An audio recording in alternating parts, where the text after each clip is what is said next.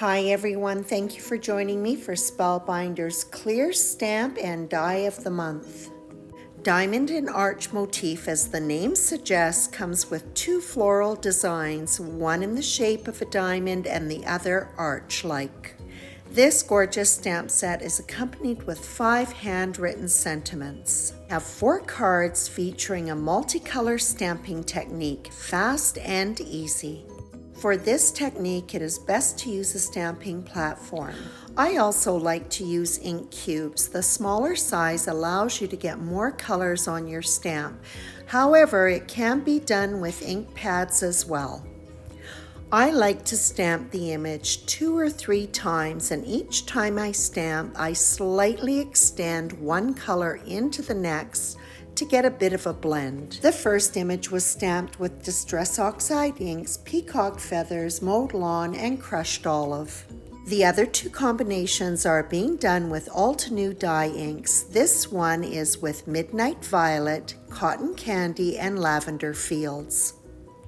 All of the images are being stamped on Neenah Classic Crest 110-pound cardstock. My final color combination is with Persian Blue and Sea Glass. Because I'm making multiple cards, I stamped several images.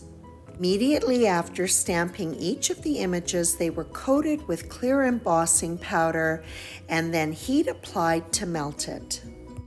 All of the images were die cut with the coordinating dies. Low-tack tape ensures that the dies do not shift as they go through the die cutting machine. The dies were also used to cut white sheet foam, and all of the images were then stacked. 4 of the 5 sentiments were used in these cards. They were stamped with black VersaFine ink, and the coordinating dies were used to cut not only the sentiment but white sheet foam so that they could also be stacked. And working with finer die cuts, I leave the foam die cut in the backing. It leaves an impression, making it very easy to align the cardstock die cut to it. Before removing the sentiment from the excess foam, I do allow it to dry so it doesn't slip out of position. This first card features one of the diamond motifs. One of the dies from Spellbinders Essential Diamonds is used to cut both white cardstock and an olive green diamond. Diamond is inlaid into the white panel and held in place with a little bit of Scotch tape before embossing it with Spellbinders Scattered Fall. The pattern will now be continuous on the panel, and it is adhered to an A2 size top folding card base. The foam back diamond motif is adhered to the center of the diamond. The card fronts for the rest of the cards are embossed with Spellbinders intertwined lace. For this second card, I'm using multiple images of the diamond motif.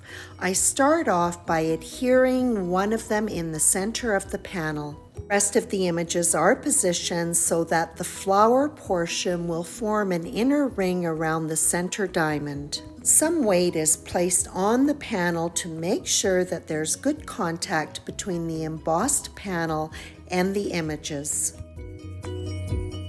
After the adhesive has dried completely, the overhang of the images are trimmed off. To do this, the panel is flipped over and the blade of the scissors is pressed right up against the panel's edge.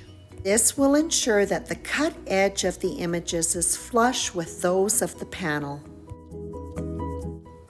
And then the panel is adhered to an A2 size card base. The last 2 cards are constructed exactly the same way.